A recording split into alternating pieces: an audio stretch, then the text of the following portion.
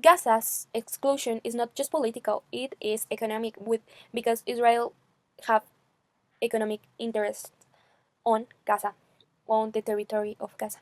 This video was made for educational purposes. It is part of an academic project. The information presented was researched by the channel owner. Hello everybody, welcome to the second part of this video, From the Sea to the World. The second part of exploration of the global Sumud Flotilla begins not with the ships themselves, but the consequences of their interception. If the first part was about the journey, the coalition and the attempt to break the blockade, the second part is about what happened when the flotilla was stopped and why that moment became a turning point in global civil society. This is not only a story of activists detained at sea, it is a story of how civil society challenged state power and how narratives were contested, and how the blockade of Gaza was exposed not just as a humanitarian crisis, but also as a distortion of regional markets. To recap what we talked on the first part of this series, in the previous video, we saw that we have already seen among those who were part of the flotilla were people with authority, social media reach, former members of parliament, activists with extensive experience in journalists and others. This committee acted as a global witness, a collective body composed of people with experiences in human rights, international politics, civil society, organizations, humanitarian law, and non-violent resistance. These were not amateur activists, but rather individuals aware that they will be facing a highly politicized environment. And well, this is what we have seen. And the crucial point is that each person knew exactly what they risked by participating.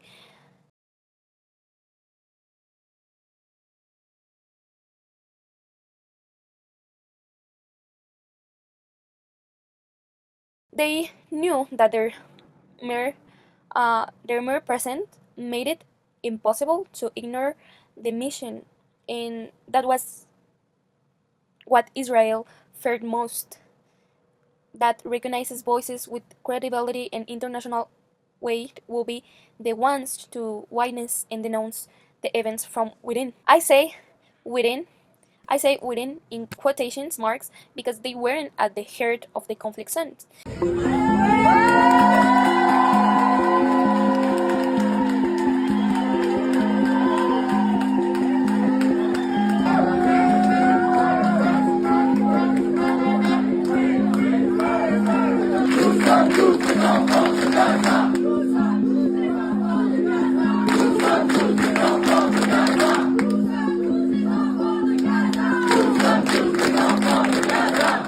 What we'll focus on the interception and detention.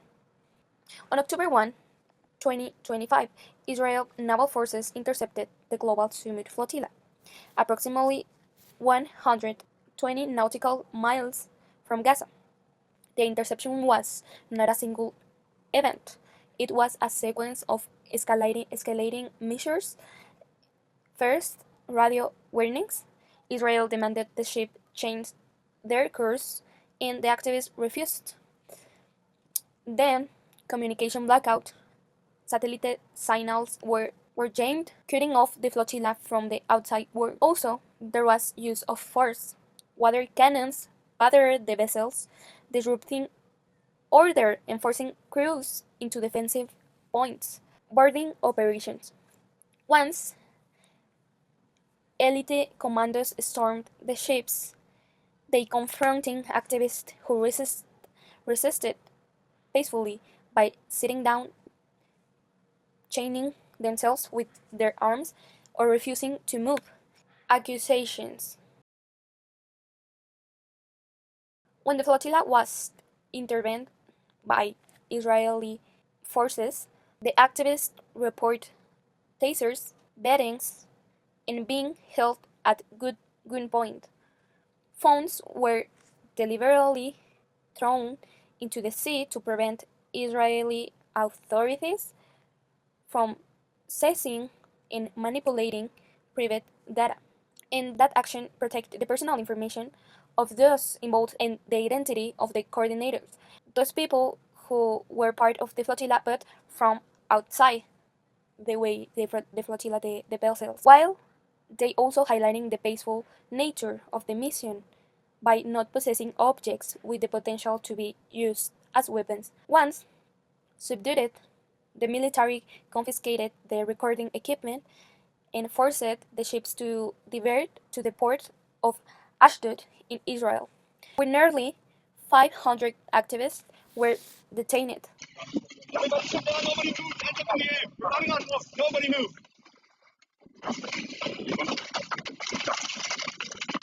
And in the air. The complete interception of the last ship was reported on October 6, 2025. Torture and allegations of ill treatment. Detention was not the end of the story. Testimonies reveal partners of abuse. Yo solo quiero decir que esto se trata de Gaza y del pueblo palestino, que estuvimos en la entraña del monstruo y como me dijo uno de los policías en la cárcel, esto es de 5 estrellas, me decía.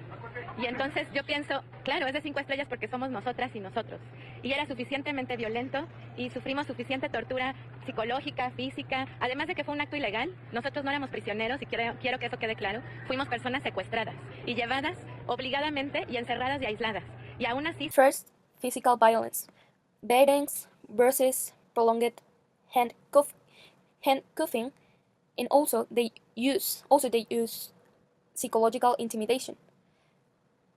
Threats with rifles, threats with dogs, and humiliation. And their war crime, we were very, very prepared. We were very, very disciplined because we know the Israelis want every excuse that they can to paint us as terrorists. They want every excuse that they can get to hurt us. So we were very disciplined in our preparation for the raid and our commitment to nonviolence because we are civilians, we're on a humanitarian mission, and that was our focus for this.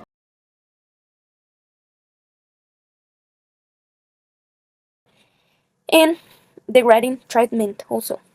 Dragging detainees, insults, denial of medical care.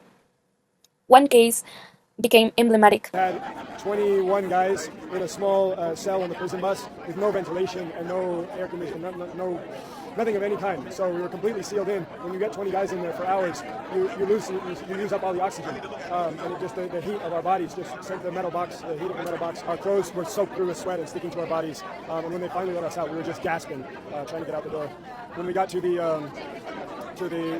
high security prison, they locked us all up so we could barely move in a small cell, all of the guys together. And then we spent 5 days in overcrowded conditions, without access to any medication. They said that, as my brother mentioned before, they don't provide doctors for animals.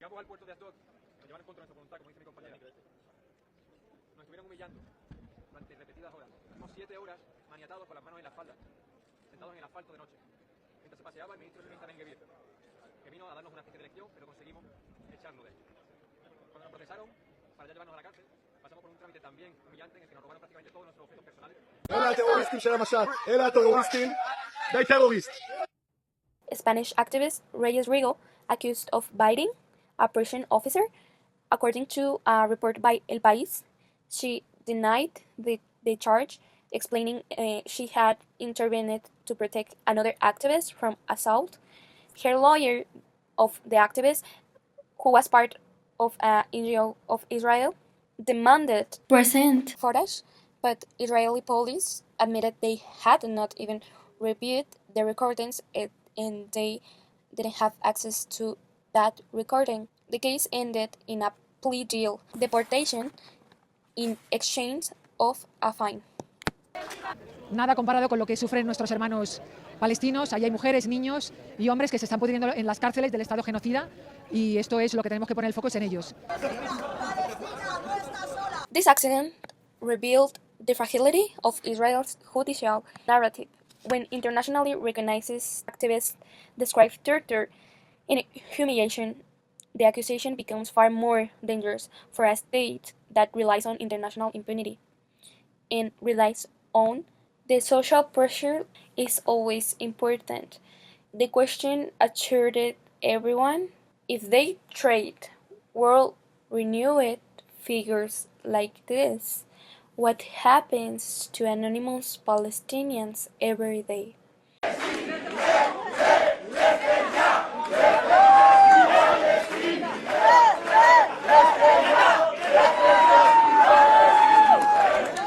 Okay, let me be very clear. There is a genocide going on in front of our very eyes. A live-streamed genocide on all of our phones. No one has the privilege to say we are not aware of what is happening.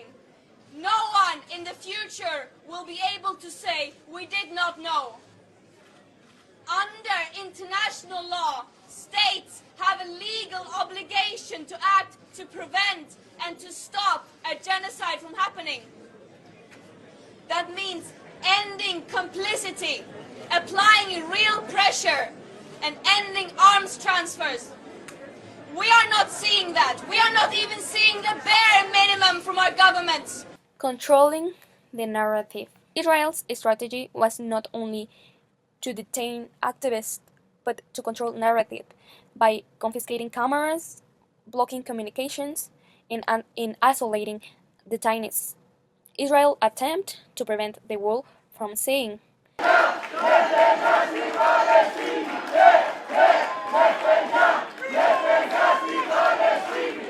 but the President of Global Summit Committee made this impossible. These were not anonymous individuals, they were parliamentarians, UN officials, historians, artists, and activists with credibility.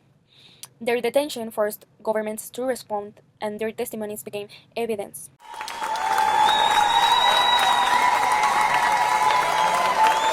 The committee documented everything: cells, schedules, interrogations, violations of due process.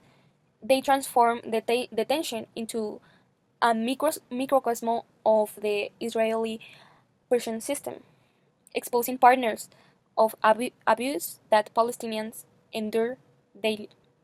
Los integrantes de la flotilla hablan de maltrato por parte del gobierno de Netanyahu. Dicen que en algunos momentos temieron por su vida. Nos ha vulnerado todos nuestros derechos fundamentales, poniéndonos en una prisión donde no había ninguna garantía, donde ha habido maltrato. Nos han atado de pies y manos, nos han metido en jaulas, nos han insultado. Me metieron en un camión, dejándome 24 horas con los ojos vendados, las bridas. Insisten en que han sufrido violencia continua, pese a que activaron un protocolo general de no resistencia. Cuando nos metían a ciertos lugares nos tapaban los ojos para no ver nada. Nos dijeron que los médicos eran para las personas y que nosotros éramos animales. Las esposas que te ponen no te las ponen con demasiada amabilidad. Ha habido un par de momentos críticos, no voy a decir que no. Han firmado con nuestro nombre. Dicen que recibían comida, pero que en muchos casos estaba en mal estado. Mal. Normalmente eran verdura poca y cruda. Nada potable. No nos han dado agua en los 4 días. Los periodistas que forman parte del grupo denuncian que han sido objeto de especial humillación. Maniatándonos, humillándonos, tratando de quitarnos la dignidad, golpeándonos de distinta forma. These actions demonstrate an interest in controlling the narrative, in communicating the detentions of some members, surveillance of others, restriction of consular visits, interrogations without legal representations, and Israel knew that these individuals could turn the abuses into international evidence. It is very important. At this point, it is very important because also there are already media outlets that report this. Many times these media outlets do not have very large reach, and who have the reach do not have an ethical responsibility to seek the truth in armed conflicts or as in this conflict where the oppressor entity has a high level of power and influences the media, and they don't have this ethical responsibility, as in this case of armed conflict or this genocide. Y escuchábamos las bombas que iban hacia Gaza, sabíamos lo que iba a ocurrir, eran más muertos y más muertos y más muertos. Regresaron al país las y los mexicanos de la flotilla y Global Sumud.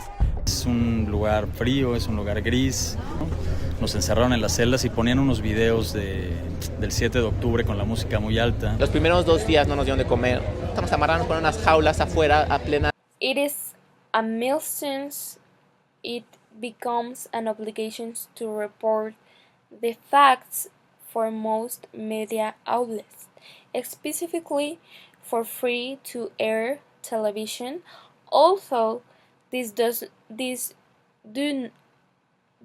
not mean that the manipulation and information ceases to exist regarding what is said and what is not said. Media impact. Witnesses, not ships. The most powerful phrase repeated across interviews was, Israel did not intercept ships, it intercepted witnesses. This reframing shifted the narrative. The flotilla was no longer about vessels, it was about testimony.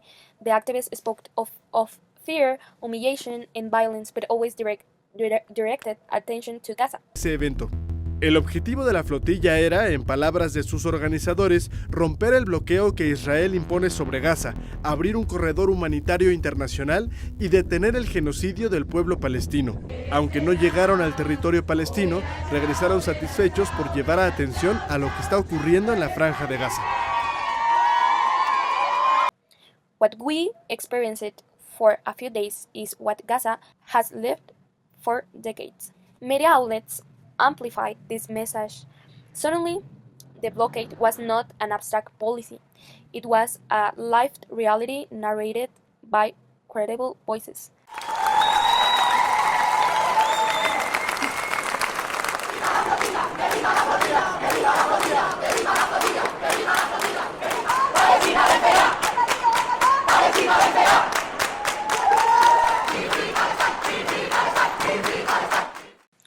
Country positioning and diplomatic followed. The detention of nearly 500 activists triggered immediate diplomatic reactions.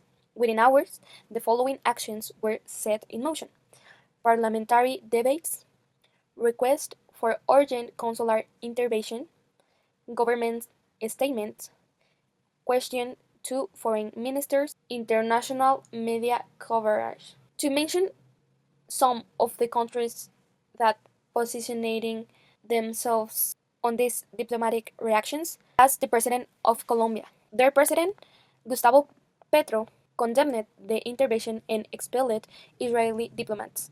Spain, Portugal, and Mexico demanded repatriation of their citizens and praised the activist courage.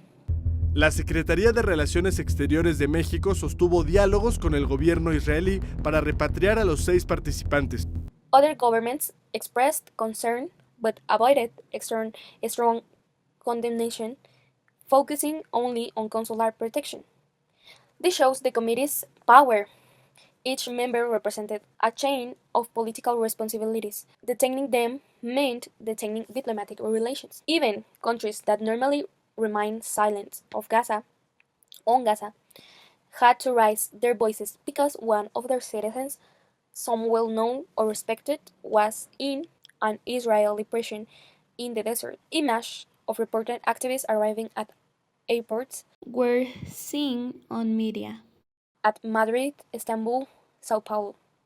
Civil society embraced them while governments were forced to acknowledge the illegality of blockade. Regional cooperation and civil society. Regional cooperation and civil society. The global Sumud Flotilla represented a raid alliance. Europe provided key institutional legitimacy, demonstrating that regional cooperation can emerge from the strongest civil structures. Middle East contributed the historical perspective, reminding us that this struggle didn't begin yesterday, but bears scars like the attack on the Mavi Marmara in 2010. Even further back, as we seen in this map of how Palestinian territory has been consumed, Latin America contributed its tradition of social struggles, injecting the experience of civil resistance into the movement. If you want to delve deeper into the case of Mavi Marmara case, I've included a video with testimonies in the description. Always sunny, always sunny. It's great. It was amazing because in the days running up on our way to Gaza, the men on the ship prepared kebabs for 600 people every evening at 6 o'clock, and they handed the kebabs out here from the cafe, which said Cafe Gaza. One more time, Assalamu alaikum. Important announcement. Please, brothers, go back to your cabin and get on your seats. This coverage was symbolic, the global north and south sailing together. Regional market perspective. Now I want to talk about the perspective of regional markets because this conflict is related. The blockade of Gaza is not only a humanitarian violation. Obviously, this is the most important, but it is an economic distortion. Gaza is excluded from maritime trade routes, creating inefficiency in the eastern Mediterranean. Gaza is excluded from maritime commerce, cutting off its fishing industry, exports and imports. Neighboring economies, Egypt, Jordan, and Turkey, are facing supply chain disruption as goods are no longer passing through Gaza. These economies must reroute goods, increasing costs and inefficiencies. Israel monopolizes access, controlling humanitarian aid and trade flows through Ashdod. The flotilla symbolizes a demand to reopen Gaza's maritime access. In market, what this means in terms of regional markets? In market terms, this means restoring trade corridors. Humanitarian corridors are also economic corridors. Based on this information, we can examine the case of the Philadelphia Corridor, a narrow strip of land along the Gaza-Egypt border that has become a central instrument of Gaza's economic isolation. Originally designed as a security zone, its current control functions as a bottleneck, restricting the movement of goods, people, and resources between Gaza and regional markets by limiting access through Rafah, the only known Israel crossing. The corridor reinforces the overall blockade, and the blockade of the Gaza Strip itself stems from the Philadelphia Corridor. This, in turn, forces trade flows to be diverted through channels controlled by Israel. This is not only limits Gaza's productive capacity, but also distorts regional supply chains, increases transitions cost, and deepens economic dependence. In this sense, the Philadelphia Corridor is not simply a security zone, Gaza Strip. Consider this: every intercepted ship is not only aid denied, but also as a signal to investors and trading partners that instability governs the Mediterranean. Gaza's exclusion is not just political, it is economic, because Israel have economic interest on Gaza, on the territory of Gaza.